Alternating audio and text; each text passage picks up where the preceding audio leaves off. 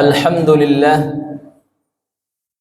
alhamdulillahi rabbil alamin, wa bihi nasta'inu ala umuri dunya waddin, wassalatu wassalamu ala ashrafil anbiya'i wal mursalin, nabiyyina Muhammadin wa ala alihi wa ashabihi wa sallim. Allahumma salli wa sallim wa barik ala nabiyyina Muhammadin wa ala alihi wa ashabihi wa sallim, amma ba'd. Faya ayyuhal hadirun, usikum wa nafsiyal khati'ah bitaqwallah, faqad fazal muttaqun.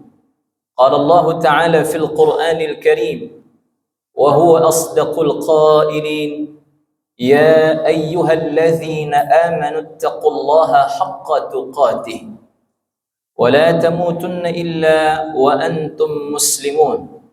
Wa qala aidan, ya ayyuhalladzina amanu ittaqullaha wal tanzur nafsum ma qaddamat lighad wattaqullaha innallaha khabirum bima ta'malun.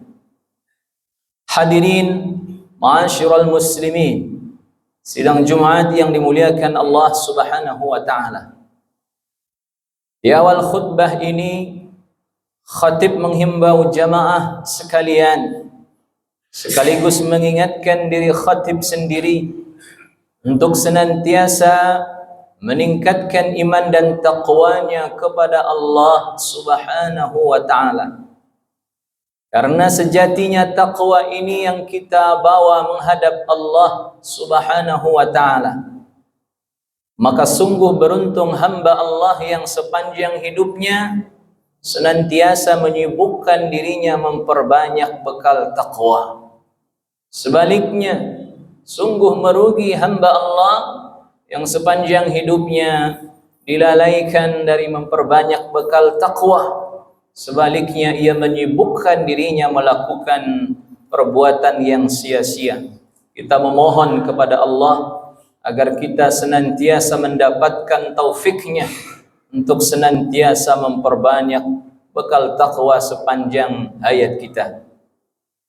Salawat dan salam untuk Nabi Muhammad sallallahu alaihi wasallam yang merupakan uswatun hasanah bagi kita semua, yang merupakan teladan terbaik dalam kehidupan kita.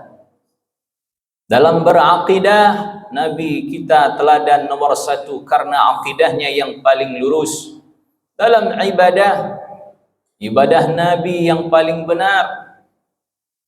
Dalam akhlak Nabi yang paling mulia, dan budi pekertinya yang paling luhur. Janji Allah bagi orang yang bersungguh-sungguh totalitas meneladani mengikuti petunjuk Nabi, maka hidupnya tidak akan tersesat, dan di yaumil akhir nanti tidak akan celaka. Fala yadhillu wala yashqa. Hadirin sidang Jumat, ma'asyiral muslimin yang dimuliakan Allah Subhanahu wa taala. Ibnu Abi Mulaikah, seorang salafun as-salih terdahulu, ia pernah mengatakan, aku menjumpai 30 orang sahabat Nabi dan semuanya sangat takut, cemas dan mengkhawatirkan akhir dari kehidupannya. Atau dalam makna yang lain, aku menjumpai 30 sahabat Nabi, tidak ada seorang pun dari mereka yang tidak takut akan status daripada amal terakhir yang ia lakukan di muka bumi ini. Apakah amal terakhir itu adalah amal yang baik atau amal yang buruk? Maka ini yang dimaksud dengan pemahaman akan sabda Nabi Muhammad sallallahu alaihi wasallam bahwasanya innamal a'malu bil khawatim. Sesungguhnya hanyalah amalan itu tergantung daripada amal penutup, amal terakhir yang kita lakukan di muka bumi ini. Seakan-akan amal penutup itu merupakan amal yang menjadi kesimpulan dari seluruh perbuatan kita di muka bumi ini. Jikalau seandainya yang terakhir kita lakukan daripada perbuatan-perbuatan itu di muka bumi ini adalah amal yang baik, maka amal yang baik itulah kesimpulan akhir dari seluruh amal perbuatan yang kita lakukan selama hidup ini. Dan yang kita takutkan jika menjelang wafat kita itu, yang kita lakukan maksiat, keburukan, kedurhakaan, maka seakan-akan amal buruk itulah yang menjadi kesimpulan dari seluruh amal perbuatan yang kita lakukan selama hidup di dunia ini. Ini yang paling ditakutkan oleh sahabat Rasulullah sallallahu alaihi wasallam. Hatta Umar ibn al-Khattab, termasuk Umar bin Khattab, wa huwa minal mubasysyirin bil jannah, sahabat yang termasuk ke dalam golongan orang-orang yang diberi kabar gembira akan surganya oleh Allah Subhanahu wa taala. Ia pun termasuk ke dalam golongan orang yang mengkhawatirkan, yang mencemaskan akhir daripada kehidupannya. Bahkan ia berkata, yang penting aku menghadap Allah dalam kondisi salamah, dalam kondisi selamat. Ini yang dipikirkan oleh seorang Umar ibn al-Khattab. Jika Umar ibn al-Khattab, salah satu sahabat terbaik yang dimiliki oleh Rasulullah sallallahu alaihi wasallam, bahkan termasuk yang dijaminkan surganya oleh Allah dan Rasulnya, ia masih mengkhawatirkan, mencemaskan akan status daripada akhir kehidupannya. Maka bagaimana dengan kita, ma'asyiral muslimin? Bagaimana dengan kita yang kedudukan kita tidak ada apa-apanya dibandingkan seorang Umar bin Khattab? Bagaimana dengan kita yang surganya belum mendapatkan jaminan dari Allah Subhanahu wa taala? Apakah kita termasuk orang yang juga mencemaskan, mengkhawatirkan, takut akan akhir kehidupan kita nanti? Atau sebaliknya, kita tidak ada rasa takut sedikit pun, tidak ada rasa cemas sedikit pun, santai-santai saja, dan bahkan tidak pernah memikirkan apa yang nantinya akan kita hadapi setelah kehidupan di dunia ini. Jika itu yang terjadi, ma'asyiral muslimin, sadarilah saat itu kita berada pada posisi yang sedang tidak baik-baik saja.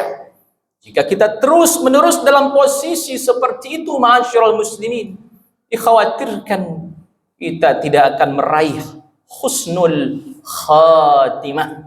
Karena di antara ciri-ciri orang yang mendapatkan husnul khatimah adalah di antaranya orang yang senantiasa berpikir, memikirkan daripada akhir daripada kehidupannya, atau orang yang senantiasa ingat mati kepada Allah Subhanahu wa taala.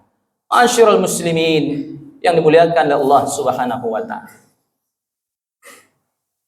Dalam ayat yang disebutkan di awal khutbah tadi, Allah berfirman, ya ayyuhalladzina amanu taqullaha haqqa tuqatih. Hai orang-orang yang beriman, bertakwalah kalian kepada Allah dengan sebenar-benarnya takwa. Jadi perintahnya bukan hanya sekedar bertakwalah kalian, tapi Allah pertegas, Allah perjelas haqqa tuqatih, yaitu dengan sebenar-benarnya takwa. Kemudian berikutnya, ma'asyiral muslimin, wala tamutunna illa wa antum muslimun. Dan Allah menegaskan, dan sekali-kali kalian jangan mati, jangan meninggalkan dunia yang fana ini, jangan wafat kecuali kalian meninggal mati dalam kondisi berserah diri kepada Allah. Mati dalam kondisi husnul khatimah. Apa pemahamannya ma'asyiral muslimin? Di awal ayat Allah menjelaskan, memerintahkan kepada kita untuk bertakwa. Dan di akhir ayat Allah menegaskan, janganlah kalian mati kecuali dalam kondisi berserah diri kepadanya. Seakan-akan ma'asyiral muslimin ini memberikan pemahaman kepada kita untuk meraih husnul khatimah, untuk meraih mati yang indah itu, untuk meraih kematian yang indah itu, cara yang harus kita lakukan itu adalah bertakwa kepada Allah Subhanahu wa ta'ala. Maka Allah di awal ayat berkata, ittaqullah. Tapi perlu digarisbawahi, bertakwa bukan sekedar takwa, tapi haqqa tuqatih. Takwa yang sebenar-benarnya takwa. Takwa dalam artian yang sesungguhnya. Bertakwa dengan mengikuti petunjuk takwa sebagaimana yang telah dicontohkan oleh Rasulullah sallallahu alaihi wasallam. Bertakwa sepanjang hayat kita. Bertakwa kepada Allah 24 jam. Bertakwa kepada Allah dimanapun kita berada. Sejalan dengan perintah Rasul, ittaqillah haitsuma kuntah. Bertakwalah kau kepada Allah dimanapun kau berada. Ketika seseorang berupaya untuk bertakwa kepada Allah dimanapun dia berada, kapanpun, di waktu apapun, maka sejatinya ma'asyiral muslimin ini merupakan perwujudan daripada istiqamah. Perwujudan atau pembuktian daripada istiqamah, yang mana istiqamah ini merupakan satu perkara yang sangat berat, perkara yang sampai-sampai membuat, sebagaimana yang dikatakan Rasulullah sallallahu alaihi wasallam, rambutnya itu memutih. Karena ada di dalam Al-Quran ayat yang memerintahkan untuk bertakwa, untuk istiqamah. Maka Rasulullah katakan, ayat itu yang membuat rambutku ini memutih. Perintah yang berat, ma'asyiral muslimin. Tetapi perintah yang berat ini yang pada akhirnya akan menghantarkan kita kepada husnul khatimah. Maka langkah yang harus kita tempuh untuk mendapatkan akhir kehidupan yang indah itu adalah berupaya sekuat tenaga kita. Berupaya sekuat tenaga kita untuk menjadi pribadi yang istiqamah. Caranya bagaimana? 24 jam bertakwa kita kepada Allah kapanpun dan dimanapun kita berada. Maka Imam Ibnu Katsir mengatakan ketika mentafsirkan ayat ini, apa kata beliau? Hafidhu ala imanikum wa islamikum fi salamatikum. Jagalah oleh kalian iman kalian, jagalah oleh kalian Islam kalian dengan baik, baik dalam kondisi selamat, dalam kondisi aman ataupun sebaliknya. Innallaha ta'ala ajral adat, karena sesungguhnya Allah Subhanahu wa ta'ala menjalankan kebiasaan-kebiasaannya di muka bumi ini. Man 'asha 'ala syai'in mata 'alaih. Barang siapa hidup di atas suatu kebiasaan, maka ia akan dimatikan di atas kebiasaan itu. Wa man mata 'ala syai'in, dan barang siapa yang mati di atas suatu kebiasaan, maka ia akan dibangkitkan di yaumil akhir nanti di atas kebiasaan itu. Ini yang dikatakan Imam Ibnu Katsir. Artinya barang siapa yang semasa hidupnya terbiasa melakukan amal yang baik, maka insya Allah ia akan dimatikan, diwafatkan dalam kondisi yang baik. Barang siapa yang sepanjang hidupnya berupaya menjaga sholat 5 waktunya, berupaya menjaga amal fardunya, amal wajibnya, melengkapinya dengan amal sunnahnya, sedikit pun tidak memberikan celah untuk bermaksiat kepada Allah Subhanahu wa ta'ala daripada kesempatan yang Allah berikan kepadanya, maka Allah akan menganugerahkan kepada orang yang seperti ini, ma'asyiral muslimin, mati di atas kebaikan. Maka kita sering mendengarkan ada sahabat kita, kerabat kita, saudara mukmin kita mati saat sujud, mati saat tilawah Al-Quran, meninggal dalam kondisi berbuat baik, menghantarkan bantuan kepada fakir miskin. Dan kita pernah mendengar ada seorang tentara, baru ketahuan ketika ia telah wafat, ternyata semasa hidupnya ia punya amalan tersembunyi. Punya amalan tersembunyi, tak ada yang mengetahuinya, tidak ada yang membocorkannya, kecuali ketika ia meninggal dunia.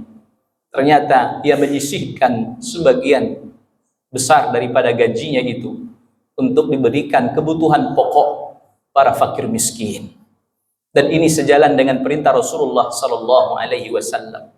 Barang siapa yang mampu melakukan suatu amalan dalam hidupnya dengan cara sembunyi-sembunyi, maka lakukanlah. Karena sesungguhnya itu adalah jalan untuk menuju husnul khatimah, yaitu melakukan amal baik, tapi diantaranya dilakukan dengan cara sembunyi-sembunyi. Meski kita juga meyakini ada amal yang harus kita lakukan secara terang, agar kita memberikan motivasi kepada orang lain dalam melakukan amal baik, tapi juga ada amalan yang harus kita lakukan, amalan sir, yaitu amalan tersembunyi.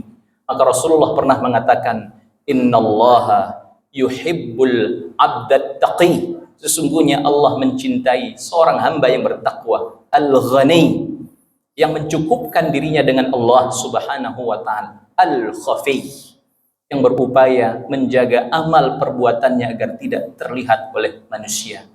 Inilah ma'asyiral muslimin, langkah yang harus kita tempuh untuk mendapatkan husnul khatimah, yaitu berupaya untuk istiqamah di jalan Allah Subhanahu wa ta'ala. Langkahnya bagaimana? Berupaya bertakwa kepada Allah sepanjang ayat kita, dan jangan pernah berikan celah untuk bermaksiat satu kali pun, meski kita memahami yang namanya manusia terkadang kita tidak luput daripada dosa dan kesalahan. Dan kita berupaya untuk banyak mengingat mati, karena orang yang banyak mengingat mati sejatinya mereka yang paling bagus persiapannya menghadapi mati. Dan orang yang banyak mengingat mati, maka Allah akan menganugerahkan kepadanya dijauhkan daripada malas beribadah, dijauhkan daripada menunda-nunda taubat, dijauhkan daripada tamak terhadap dunia. Dan di antara langkah yang lainnya, ma'asyiral muslimin, berupaya husnuzan terus kepada Allah Subhanahu wa ta'ala, berupaya tidak menzalimi orang lain, berupaya untuk istiqamah berbuat baik kepada orang lain, dan yang paling akhir sekali adalah banyak-banyak doa, minta husnul khatimah kepada Allah, sebagaimana doanya Nabi Yusuf, tawaffani muslima wa alhiqni bi'ibadikas salihin. Adana Allah wa iyyakum ajma'in. Aqul qawli hadha wa astaghfirullah li wa lakum fastaghfiruh innahu huwal ghafurur rahim.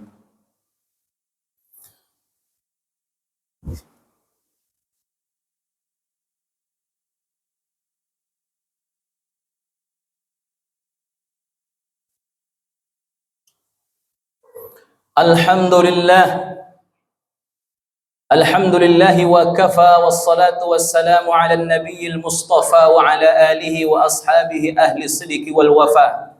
Ashhadu an la ilaha illallah wa ashhadu anna Muhammadan abduhu wa rasuluh. Allahumma salli wa sallim wa barik ala nabiyyina Muhammadin wa ala alihi wa ashabihi wa sallim, amma ba'd. وقد قال الله تعالى في القرآن الكريم يا أيها الذين آمنوا اتقوا الله حق تقاته ولا تموتن إلا وأنتم مسلمون. وقال أيضا إن الله وملائكته يصلون على النبي يا أيها الذين آمنوا صلوا عليه وسلموا تسليما. اللهم اغفر للمسلمين والمسلمات والمؤمنين والمؤمنات الأحياء منهم والأموات إنك سميع قريب مجيب الدعوات يا قاضي الحاجات. اللهم تقبل منا إنك أنت السميع العليم وتب علينا إنك أنت التواب الرحيم. اللهم انصر إخواننا المسلمين المستضعفين في فلسطين. اللهم انصر إخواننا المسلمين المستضعفين والمرابطين والمجاهدين في فلسطين. اللهم انصر إخواننا المسلمين المستضعفين في كل مكان وفي كل زمان على أعدائك أعداء الدين من اليهود والنصارى والشيوعيين ومن على شاكلتهم ومن عاونهم. اللهم إنك لا تدع لنا في مقامنا هذا ذنبا إلا غفرته، ولا هما إلا فرجته، ولا كربا إلا أذلته، ولا دينا إلا قضيته، ولا ضالا إلا هديته، ولا عدوا إلا خذلته، ولا مجاهدا في سبيلك إلا نصرته، ولا حاجة من حوائج الدنيا إلا قضيتها ويسرتها يا أرحم الراحمين. ربنا آتنا في الدنيا حسنة وفي الآخرة حسنة وقنا عذاب النار. عباد الله، إن الله يأمر بالعدل والإحسان وإيتاء ذي القربى وينهى عن الفحشاء والمنكر والبغي يعظكم لعلكم تذكرون. والله يعلم ما تصنعون.